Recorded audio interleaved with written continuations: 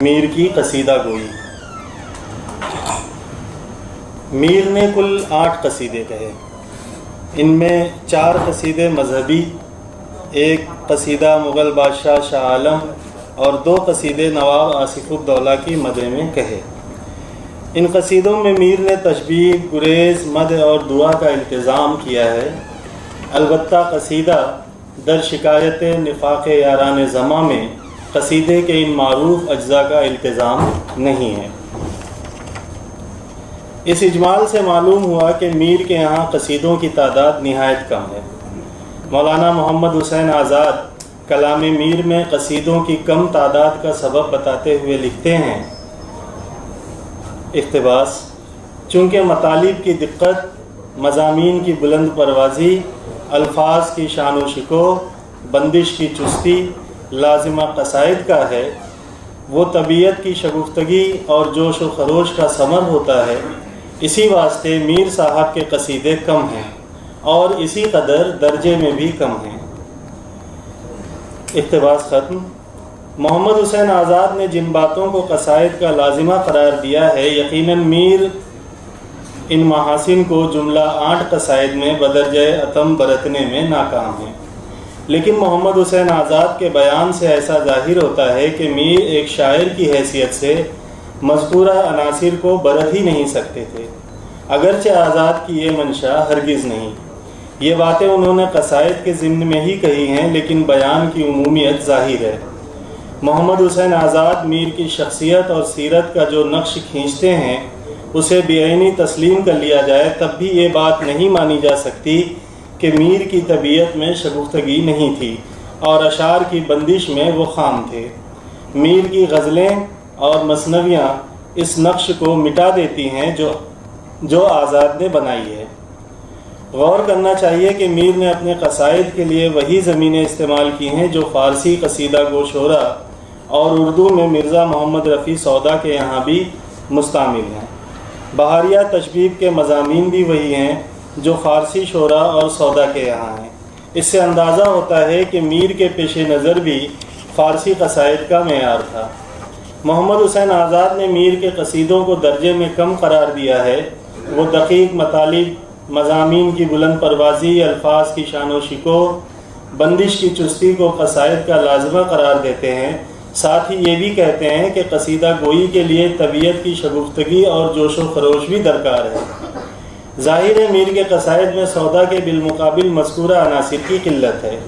اس سے یہ نہیں سمجھنا چاہیے کہ میر نے تخیل کی پرواز اور مبالغے کا استعمال نہیں کیا، البتہ مضامین کو نظم کرنے میں ان کے یہاں وہ زور اور قوت بیان نہیں ہے جو سودا کا اختصاص ہے۔ یہی وجہ ہے کہ ان کے قصائد میں وہ بلندی اور شان مفقود ہے جس کی توقع قصیدے سے کی جاتی ہے۔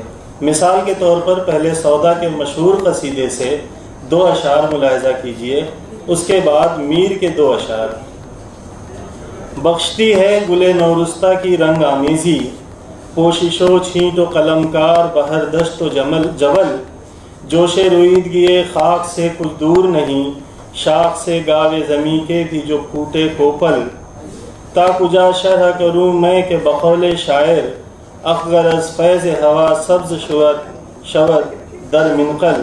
یہ سودا کے اشعار تھے۔ اب میر کے اشعار ملاحظہ کیجیے: جوش گل یہ ہے جہاں تک کرے ہے کام نظر، لال و نرگس و گل سے ہیں بھرے دشت و جبل، سیر کر تازگی و خرمی و شادابی، خشک بھی شاخ نے اب سبز نکالی کوپل، برگ گل فیض ہوا کرتا ہے ہر اخگر کو، آگ کی گر کہیں سلگا کے رکھیں منقل۔ اس بات میں کوئی شبہ نہیں کہ میر نے اپنے پیشرو شعراء کے مقابلے میں بلند پایا قصیدے کہے۔ فن قصیدہ کو اگر سودا نے بام عروج پر پہنچایا تو سنگ میر کی حیثیت سے قصائد میر کی اہمیت سودا کے فوراً بعد ہی مستحکم ہو جاتی ہے۔ بعد کی نسل کے شعراء سے قصائد میر کا موازنہ زیادہ مناسب اس لیے نہیں لگتا کہ شمالی ہند میں میر قصیدے کے تشکیلی اور پرآشوب دور سے تعلق رکھتے ہیں اور بعد میں فن قصیدہ خاصی ترقی کر چکا تھا۔ عام طور پر میر کے قصیدوں کی تشبیب غزل کی مخصوص فضا سے معمور رہتی ہے، ان کی تجویبیں اس دھوم دھام کی نہیں ہوتی جو سودا کی تجویبوں کے پیش نظر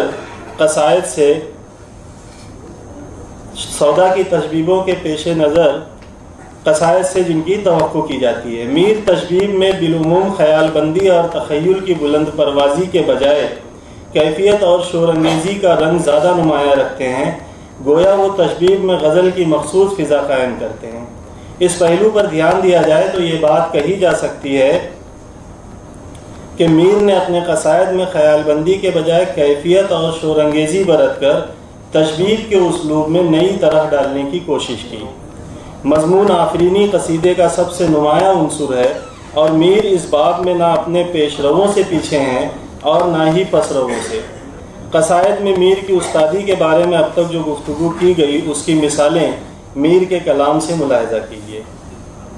تجویب کے اشعار ہیں: ایک شب کیا تھا یار تیری زلف کا خیال، اب تک ہے دشمنی میں میرا بال بال، میں مر گیا فراق میں پر اب یہ کیا ہے ظلم، جیتی گڑی ہے ساتھ میرے حسرت وصال، حیرت بساہی جان کو اپنی تمام عمر، ٹک چشم آئینہ نے تیرا دیکھ کر جمال، یک روز بے نقاب ہوا تھا تو صبح کو، اب تک ہے آفتاب جہاں تاب پر زوال۔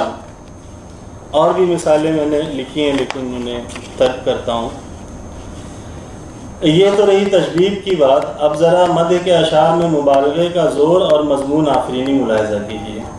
ایک شعر ہے: داوری وہ منصفی سن دل براں، چھوڑ دیں اس شاخ پر کرنا عتاب۔ اسی طرح سے نواب آصف الدولہ کی تعریف میں کہتے ہیں: آسماں رتبہ ہے جس کا آستاں، ناز کر تالے پہ جو ہو بار یاب، اس کی ہمت سے سخن کیا سر کروں، بات کہتے دے درو یاقوت ناب، اس کے دست و دل کے رشک و شرم سے، خون ہے دل کان کا دریا ہے آب، جم حشم انجم سپا گردوں شکو، مر جائے خرد و کلاں عالم معاب، دست ہمت اس کا گر دربار ہو، پانی پانی شرم سے ہوئے صحاب، مال کیا ہے ہفت گنجے خسروی، ایک ہی کو نواب بخشے ہے شتاب۔ اور اشعار وہ بھی میں ترک کر رہا ہوں۔ ممدوح کے مرکب کی تعریف کی ہے میر نے، اسے ملاحظہ کیجیے: زین رکھا جائے مرکب پر اگر، راجہ پرجا آن کر دابیں رکاب۔ لشکر کی تعریف بھی انہوں نے کی ہے میر نے، اس میں بھی دیکھیے مبالغے کا رنگ، رعایت اور مناسبتیں۔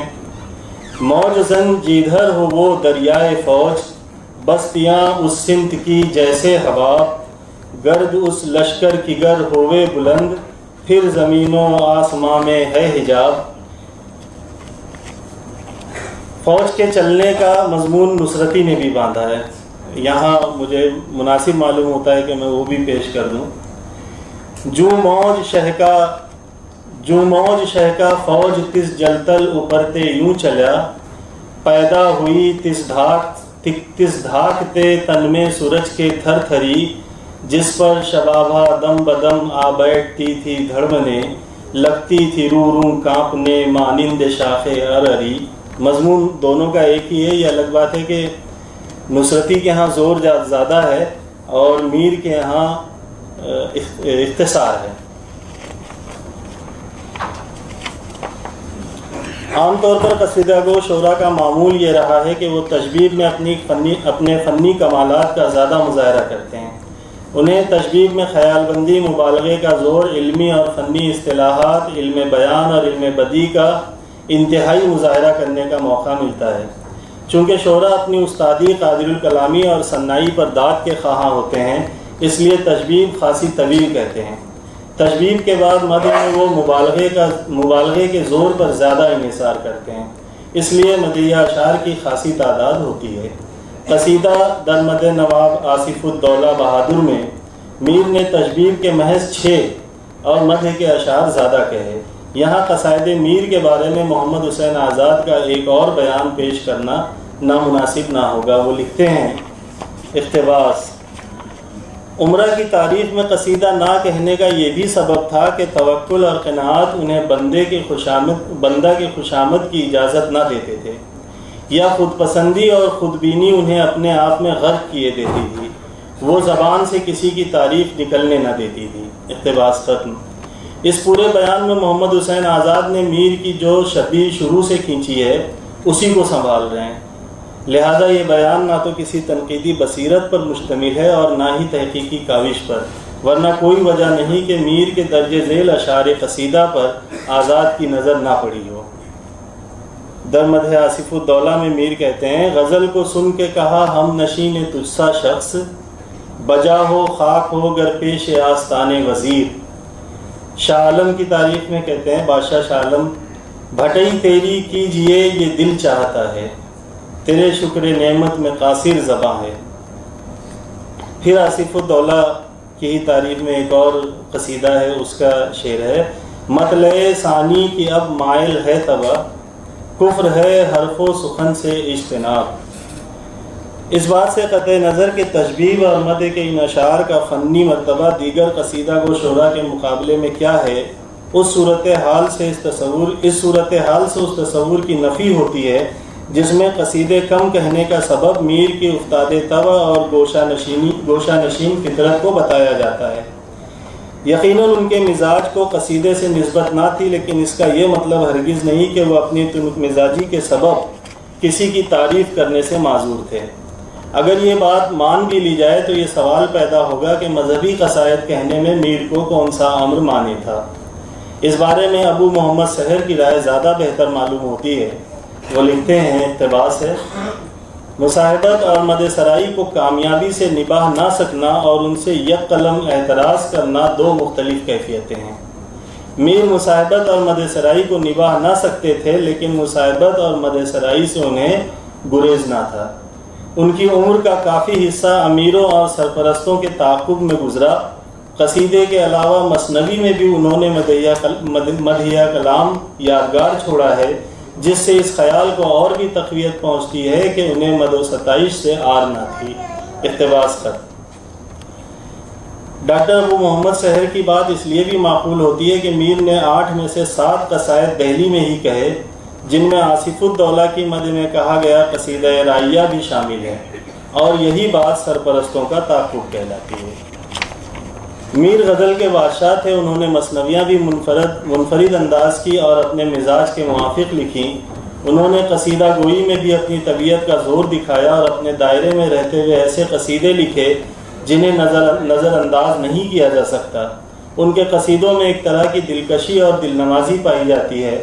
قصیدہ نگاری میں سودا کا مقابلہ شاید ہی کسی قصیدہ نگار سے ہو۔ میر کے قصائد کی اہمیت کا اندازہ اس بات سے لگایا جا سکتا ہے کہ میر و سودا کے زمانے میں بہت سے شعراء نے قصائد لکھے، لیکن اس عہد میں سودا کے بعد جس شاعر کے قصیدے توجہ مبذول کرتے ہیں وہ میر ہی ہیں۔ شکریہ۔